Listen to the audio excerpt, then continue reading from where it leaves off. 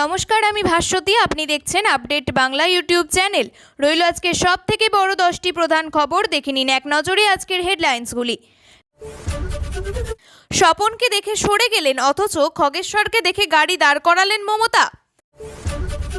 6 বছর পর শুনানি, সারপ্রাইজিং বললেন প্রধান বিচারপতি গাভাই রাজীব কুমার।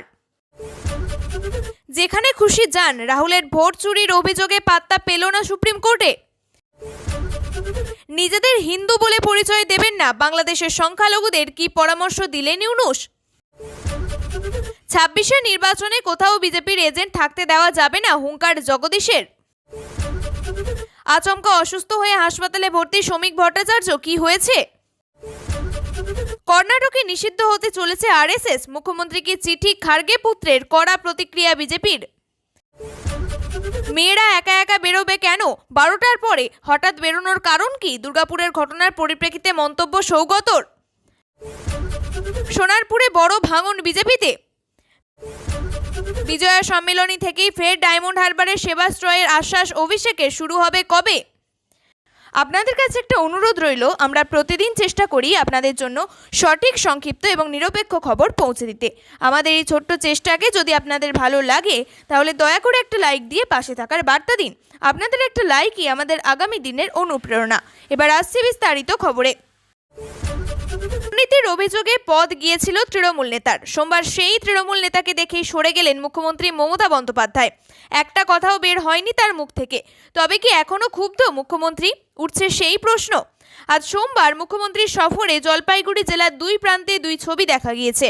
মমতা বন্দ্যোপাধ্যায় যখন মালবাজার শহরের রাস্তা দিয়ে হাঁটছিলেন, সেই সময় মুখ্যমন্ত্রীকে প্রণাম করতে গিয়ে আসেন মাল পৌরসভার প্রাক্তন চেয়ারম্যান তথা 1 নম্বর মাল পৌরসভার ওয়ার্ডের কাউন্সিলর স্বপন সাহ।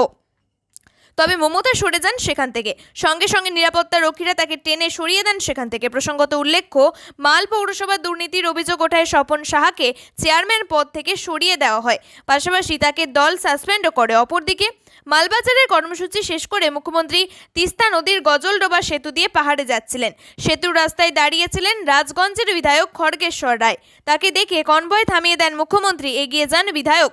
মমতা বন্দ্যোপাধ্যায় খানিকক্ষণ কথা বলেন বিধায়কের সঙ্গে। মমতা বন্দ্যোপাধ্যায় চলে যাওয়ার পরে খড়গেশ্বর জানিয়েছিলেন, মুখ্যমন্ত্রী জানালেন আজ তিনি কোনো জায়গায় দাঁড়াননি, কিন্তু আমাকে দেখে দাঁড়িয়ে গেলেন। একই সঙ্গে রাজগঞ্জ বিধানসভা ভালো করে দেখে রাখতে নির্দেশ দিয়ে গেলেন মুখ্যমন্ত্রী। এই দুই ঘটনার মাধ্যমে মুখ্যমন্ত্রী কি তৃণমূল নেতাদের নিঃশর্তে কোনো বার্তা দিলেন? থেকে যাচ্ছে প্রশ্ন। এদিকে উত্তরবঙ্গ সফরের দ্বিতীয় দিনে বিপর্যয় বিধ্বস্ত নাগরাকাটায় পৌঁছেছেন মুখ্যমন্ত্রী। রাজীব কুমার মামলা ঘিরে ফের তীব্র আলোচনায় দেশের বিচারমহল। 6 বছর আগে শুরু হওয়া মামলার কোনো অগ্রগতি না হওয়ায় সোমবার শুনানিতে বিস্ময় প্রকাশ করল সুপ্রিম কোর্ট। অন্যদিকে প্রধান বিচারপতি বি.আর. গাভাই এবং বিচারপতি কে বিনোদ চন্দ্রনের বেঞ্চ সিবিআইকে প্রশ্ন করেছে, এত বছর কেটে গেল, আপনারা শুনানির জন্য কী পদক্ষেপ করেছেন? 2019 সালে রাজ্য পুলিশের বর্তমান ডিজি রাজীব কুমারকে আগাম জামিন দিয়েছিল কলকাতা হাইকোর্ট। সেই নির্দেশকে চ্যালেঞ্জ করে সিবিআইয়ের দ্বারস্থ হয়েছিল কোর্ট। অন্যদিকে 6 বছর পরেও কেন মামলার অগ্রগতি হয়নি তার উত্তর দিতে পারেনি কেন্দ্রীয় সংস্থা। এই মামলা মূলত সারদা চিটফান্ড কেলেঙ্কারির সঙ্গে যুক্ত। 2013 সালে রাজ্য সরকারের গঠিত স্পেশাল ইনভেস্টিগেটিভ টিম অর্থাৎ এসআইটির গঠনের সদস্য ছিলেন রাজীব কুমার। অন্যদিকে অভিযোগ করেছেন তিনি তদন্তের সময় গুরুত্বপূর্ণ তথ্য গোপন করেছেন এবং সিবিআইকে সহযোগিতা করেননি। সিবিআইয়ের পরে রাজীব কুমারকে জিজ্ঞাসাবাদের জন্য ডাকে এবং কলকাতা সিজিও কমপ্লেক্সে হাজিরা দিতেও বলা হয়। রাজীব কুমার হাজিরা দিলেও সিবিআই হেফাজতে নেওয়ার জন্য পদক্ষেপ নেওয়া হয়। এরপরেই আগাম জামিনের জন্য কলকাতা হাইকোর্টে আবেদন করেন তিনি। 2019 সালের অক্টোবরে কলকাতা হাইকোর্ট রাজীব কুমারকে বেল মঞ্জুর করে। অন্যদিকে ঠিক তার 3 দিন পরে সিবিআই সেই নির্দেশকে চ্যালেঞ্জ করে সুপ্রিম কোর্টে যায়। নভেম্বরে হয় প্রথম শুনানি এবং ডিসেম্বর মাসে আদালত নোটিশ জারি করে। তারপর থেকে কেটে গিয়েছে দীর্ঘ 6 বছর। আইনজীবীদের মতে আদালতের এই মন্তব্য সিবিআইয়ের কাজের ধীরগতির ওপরে সরাসরি আঘাত। দীর্ঘদিন ধরে চলা মামলা নিষ্ক্রিয়তার ভারতের বিচার ব্যবস্থায় স্বচ্ছতার প্রশ্ন তোলে। একই সঙ্গে রাজীব কুমার কেসের পুনরায় আলোচনার কেন্দ্রে এনে দিল কেন্দ্র এবং রাজ্যের সম্পর্কের নাজুক বাস্তবতাকেও। 6 বছর পর পুরনো মামলায় সুপ্রিম কোর্টের এমন কড়া পদক্ষেপ নিঃসন্দেহে দেশের আইন শৃঙ্খলা ব্যবস্থার জন্য একটি গুরুত্বপূর্ণ বার্তা। আগামী দিনে রাজীব কুমার মামলার গতিপথ কোন দিকে যায় সেটাই এখন দেখার বিষয়। ভোটার তালিকায় বিরাট কারচুপির অভিযোগ তুলেছিলেন লোকসভার বিরোধী দলনেতা রাহুল গান্ধী। সেই অভিযোগের প্রেক্ষিতে সুপ্রিম কোর্টে দায়ের হয়েছিল জনস্বার্থ মামলা, তবে আদালতে গুরুত্ব পেল না আর্জি। সোমবার মামলার শুনানিতে বিচারপতি সূর্যকান্ত এবং বিচারপতি জয়মাল্য বাগচির বেঞ্চ জানিয়ে দিল, যেখানে খুশি যান, এখানে মামলা শোনা হবে না। একই সঙ্গে বেঞ্চ জানিয়েছে, মামলাকারী চাইলে নির্বাচন কমিশনের দ্বারস্থ হতে পারেন। গত 7ই আগস্ট সাংবাদিক বৈঠক করে কার্যত অ্যাটম বোমা ফাটিয়েছিলেন লোকসভার বিরোধী দলনেতা রাহুল গান্ধী। অভিযোগ করেন 2024-এর লোকসভা থেকে নির্বাচন কমিশন এবং বিজেপির আঁতাতের মাধ্যমে বিরাট ভোট জালিয়াতি চলছে। তার অভিযোগ, ক্ষমতায় থাকার জন্য 2024 লোকসভা নির্বাচনের 25টি আসনে ভোট চুরি করেছেন প্রধানমন্ত্রী নরেন্দ্র মোদী। এই 25টি কেন্দ্রেই হার-জিতের ব্যবধান 33,000-এরও কম। শুধু তাই নয়, কর্ণাটকের মহাদেবপুরা বিধানসভার ভোটার লিস্ট তুলে ধরে কংগ্রেসের সাংসদ দাবি করেন, স্রেফ এই একটি কেন্দ্রে 1 লক্ষের বেশি ভোট চুরি হয়েছে। এর মধ্যে ডুপ্লিকেট ভোটারও রয়েছে, সেই সঙ্গে ভুল ছবি রয়েছে অনেকের। রাহুলের সেই অভিযোগের পর শোরগোল পড়ে যায় গোটা দেশে। উল্লেখ্য, রাহুলের তরফে ভোট চুরির অভিযোগ একেবারেই ভালোভাবে নেয়নি নির্বাচন কমিশন। অন্যদিকে মুখ্য নির্বাচন কমিশনার জ্ঞানেশ কুমার 1 সপ্তাহের মধ্যে রাহুলকে হলফনামা জমা দেওয়ারও নির্দেশ দিয়েছেন। বাংলাদেশে অত্যাচারিত হিন্দুরা মানতে নারাজ বাংলাদেশের অন্তর্বর্তী সরকার মোহাম্মদ ইউনূস। অন্যদিকে সাক্ষাৎকারে মোহাম্মদ ইউনূসকে প্রশ্ন করা হলে তিনি উত্তর দেন যে হিন্দুদের ওপরে আক্রমণের প্রতিবাদে যেভাবে বিক্ষোভ প্রতিবাদ হয়েছিল তা কিভাবে সামলান তিনি। উত্তরে ইউনূস বলেন, এগুলি ভুয়ো খবর। আপনি ভুয়ো খবর পরিচালিত করতে পারেন না। ভারতে বিশেষত গুচ্ছ গুচ্ছ ভুয়ো খবর পরিচালিত হয়। অন্যদিকে মানিক কন্ট্রোলের রিপোর্ট অনুযায়ী সংখ্যালঘু হিন্দুদের উপরে আক্রমণ এবং তাদের নিরাপত্তা নিয়ে কথা বলতে গিয়ে মোহাম্মদ ইউনূস বলেন যে হিন্দু সম্প্রদায় হিসাবে না দেখে আগে নিজেদের বাংলাদেশের নাগরিক হিসাবে দেখুন। এই অ্যাপ্রোচ অন্তর্ভুক্তি এবং একতাকেই তুলে ধরবে। ইউনূস বলেন, আমি যখন সম্প্রদায়ের নেতাদের সঙ্গে দেখা করব তখন আমার বার্তা থাকবে যে বলবেন না আমি হিন্দু তাই আমাকে রক্ষা করুন, সবসময় বলুন আমি এই দেশের নাগরিক তাই আমার অধিকারের সুরক্ষা দিন, তাতে আরও সুরক্ষা পাবেন। তিনি আরও বলেন যে বাংলাদেশে হিন্দুদের কখনো একা অনুভব করা উচিত নয়, নাগরিক হিসাবে তাদের অধিকার দাবি করতে পরামর্শ দেন ইউনূস। অন্যদিকে হিন্দুদের ওপরে হামলা অত্যাচারের ঘটনার প্রসঙ্গে কথা বলতে গিয়ে নোবেলজয়ী অর্থনীতিবিদ বলেন যে অধিকাংশ ঘটনায় জমি নিয়ে স্থানীয় বিবাদ বা প্রতিবেশীদের মধ্যে সমস্যা, যাকে সাম্প্রদায়িক সমস্যা হিসাবেও তুলে ধরা হয়। 2026-এর বিধানসভা নির্বাচনে বাংলায় কোথাও বিজেপির এজেন্ট থাকতে দেওয়া যাবে না, বিস্ফোরক দাবি তৃণমূল সাংসদ জগদীশ বসুনিয়া। এই তার মন্তব্যে তোলপাড় শুরু হয়ে গিয়েছে রাজনৈতিক মহলে। যদিও জগদীশের সাপ কথা, এর জন্য যে ওষুধ প্রয়োগ করতে হয় তাই করতে হবে, কোথাও কোনো এজেন্ট বসবে না। এরপরে দলীয় কর্মীদের উদ্দেশ্যে বলেন, এখন থেকেই খুঁজে বের করুন কে কে বুথে বিজেপির এজেন্ট হতে চায়, তাকে মেপে নিন। যে ওষুধ প্রয়োগ করা দরকার সেই ওষুধই দিতে হবে, যাতে বিজেপির এজেন্ট হয়ে বসতে কেউ না চায়। এদিন দলের বিজয়া সম্মেলনের অনুষ্ঠানে যোগ দিয়েছিলেন জগদীশ। সেখান থেকেই দলীয় কর্মীদের এই বার্তা দিতে দেখা যায় জগদীশকে। তিনি বলেন, আগামী থেকে সব বুথে খবর নেবেন কারা কারা বিজেপি করতে চাইছে, কারা 26-এর নির্বাচনে বিজেপির বুথ এজেন্ট হতে চাইছে।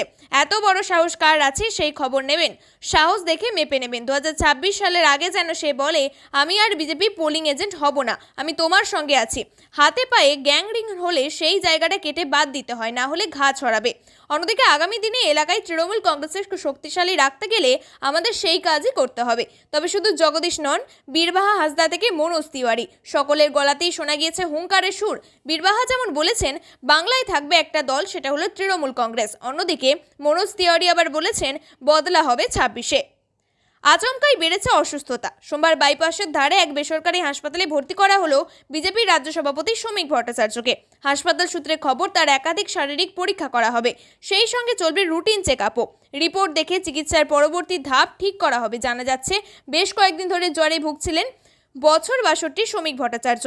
ওষুধ খেয়েও তা কমেনি, অসুস্থ শরীর নিয়েই দলীয় কর্মসূচি চালিয়ে যাচ্ছিলেন। কিন্তু সোমবার সকালে তিনি বেশি অসুস্থ বোধ করেন এবং দুর্বলতা বাড়ে, ফলে তাকে বাড়িতে চিকিৎসার ঝুঁকি না নিয়ে তাকে হাসপাতালে ভর্তি করানো হয়। চিকিৎসায় শ্রমিকবাবু শারীরিক পরিস্থিতি নিয়ে এখনই মুখ খুলতে চাননি, তবে জানিয়েছেন সমস্ত পরীক্ষা করা হবে। আপাতত তাকে চিকিৎসকদের পর্যবেক্ষণে রাখা হবে। রাজ্য সভাপতির দায়িত্ব পাওয়ার পর থেকে কাজ বেড়েছে শ্রমিক ভট্টাচার্যের। 26-এর বিধানসভা নির্বাচনকে পাখির চোখ করে সংগঠনের সমস্ত স্তর নতুন করে সাজিয়ে নিচ্ছেন তিনি। তৈরি করছেন নতুন নতুন কমিটি, যার জন্য প্রায়শই রাজ্যের বিভিন্ন প্রান্তে ছোটাছুটি করতে হয়। এছাড়াও সম্প্রতি উত্তরবঙ্গে ভয়াবহ বন্যার পর সেখানকার বাসিন্দাদের পাশে থাকতে ছুটে গিয়েছিলেন শ্রমিকবাবু। রাষ্ট্রীয় স্বয়ংসেবক সংঘকে নিষিদ্ধ করার দাবি কংগ্রেস শাসিত কর্ণাটকে। শতবর্ষ প্রাচীন এবং সংগঠনের বিরুদ্ধে মুখ্যমন্ত্রী সিদ্দারামাইয়াকে চিঠি লিখলেন কংগ্রেস সভাপতি মল্লিকার্জুন খার্গের পুত্র প্রিয়াঙ্ক খার্গে। তার অভিযোগ, আরএসএস এর অসাংবিধানিক কার্যকলাপে জড়িত, দেশের ঐক্য এবং অখণ্ডতার জন্য হুমকি স্বরূপ। এই ঘটনায় রাজনৈতিক উত্তেজনা শুরু হয়েছে কর্ণাটকে। কংগ্রেসের বিরুদ্ধে সরব হয়েছে বিজেপি। শতবর্ষ উপলক্ষে দেশ জুড়ে নানান কর্মসূচি পালন করছে আরএসএস। খোদ প্রধানমন্ত্রী নরেন্দ্র মোদী এই সংগঠনের সম্মানে ডাক টিকিট এবং মুদ্রা প্রকাশ করেছেন। এহেন পরিস্থিতির মাঝেই আরএসএস এর বিরুদ্ধে গুরুতর অভিযোগ তুলছেন প্রিয়াঙ্ক খার্গে। মুখ্যমন্ত্রীর উদ্দেশ্যে চিঠিতে তিনি লিখেছেন, রাজ্য এই সংগঠনের সমস্ত কার্যকলাপ নিষিদ্ধ করা হোক। জনসমক্ষে অর্থাৎ কোনো স্কুল, খোলা মাঠ, এদের যেন কোনো সভার অনুমতি না দেওয়া হয়। এমনকি সরকারি স্থানে আরএসএস এর যাবতীয় কার্যকলাপ নিষিদ্ধ করার দাবিও জানানো হয়েছে। খার্গে বলেছেন, আরএসএস তার কার্যকলাপের মাধ্যমে দেশের শিশু এবং যুবদের মনে ঘৃণার বীজ বপন করে। পুলিশের অনুমতি ছাড়াই এই সংগঠনের কর্মীরা লাঠি ব্যবহার করে বলেও অভিযোগ রয়েছে তার। এদিকে তার অভিযোগ, আসলে কর্ণাটকে আরএসএস এর ক্রমবর্ধমান জনপ্রিয়তা হজম করতে পারছে না কংগ্রেস, যার জেরেই এরা অসহিষ্ণু হয়ে পড়ছে।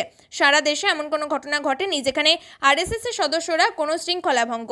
কংগ্রেস দীর্ঘদিন ধরে আরএসএস এর বিরোধিতা করলেও আরএসএস এর নিজস্ব ভূমিকা রয়েছে এবং তারা সর্বদা দেশ রক্ষার কাজেই নিয়োজিত। দুর্গাপুরের ডাক্তারি পড়ুয়াকে গণধর্ষণের ঘটনায় তোলপাড় রাজ্য। রাজ্যের বিভিন্ন প্রান্তে প্রতিবাদ বিক্ষোভ চলছে। মেয়ের সরকারি সুরক্ষা না থাকার কথা বলে তাকে উড়িষ্যা নিয়ে চলে যেতে চাইছেন নির্যাতিতার বাবা। এই আবহে তৃণমূল সাংসদ সৌগত রায় মন্তব্য করেছেন, মেয়েরা একা একা বেরোবে কেন 12টার পরে? মুখ্যমন্ত্রী যা বলেছেন ঠিকই বলেছেন। হঠাৎ বেরোনোর কারণ কি? তৃণমূল সাংসদ বলেন, কোনো প্রতিষ্ঠান থেকে মেয়েদের বেরোনোর ব্যাপারে অবশ্যই বিধিনিষেধ থাকা উচিত। কেউ ডাক্তারি পড়ছে, সে রাত 12টার সময় বেরোবে তার ক্যাম্পাস থেকে, সেটা কাম্য নয়। সুতরাং সবটাই পরিস্থিতি পরিবেশের উপর নির্ভর করবে। আমাদের দেশে এখনো মেয়েরা সব জায়গায় খোলাখুলি গভীরভাবে রাতে বেরোতে পারবে, এইটা পরিবেশ তৈরি হয়নি। মেয়েরা একা একা বেরোবে কেন 12টার পরে? মুখ্যমন্ত্রী যেটা বলেছেন ঠিক বলেছেন। তার সংযোজন, একটা ফাঁকা মাঠের মধ্যে মেয়েরা যদি রাত 12টায় বেরোয় সেটা বিপজ্জনক। তার কারণ, সমাজে খারাপ লোক সব সময় থাকে। পুলিশ কি প্রত্যেক স্কয়ার ইঞ্চিতে পাহারা দেবে? তা তো নয়। সৌগত রায় আরও বলেন, রাতে কাজ একমাত্র আইটি ইন্ডাস্ট্রির মেয়েরা বহু রাতে করেন, আর কোথাও হয় না। এখনো আমাদের দেশ, আপনি যদি দেখেন ফ্যাক্টরি অ্যাক্টে যে আইন আছে তাতে মেয়েদের কাজের উপরে রেস্ট্রিকশন রয়েছে। শুধু আইটি ইন্ডাস্ট্রিতে এর রিল্যাক্সন আছে, সেটাই থাকা উচিত। কাজ ছাড়া বেরোবে সেটা কাম্য নয়, এবং সেই পরিস্থিতি পরিবেশ সব জায়গাতেও নেই, কোনো জায়গাতেই নেই।